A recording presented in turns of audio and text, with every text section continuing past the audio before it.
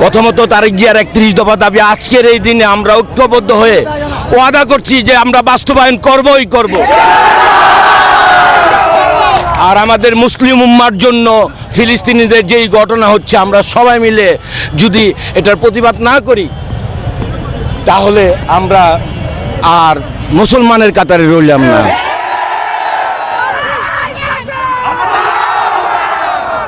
আমার নারায়ণগঞ্জবাসী, আমি যদি আমার নারায়ণগঞ্জবাসী আমার শরীরের চামড়াদা জুতা বানাই দেয়, আমি নারায়ণগঞ্জবাসী ঋণ কখনো শোধ করতে পারবো না।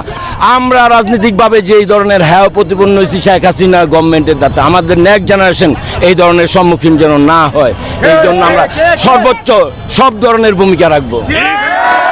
আমি যদি এখানে শুয়ে পড়তে পারতাম তারপরে আমি বলতে পারতাম, হ্যাঁ এই অনুভূতি আমি এখন গিয়ে আমার মার হাতে ভাত খাবো, এটাই আমার সবচেয়ে অনুভূতি।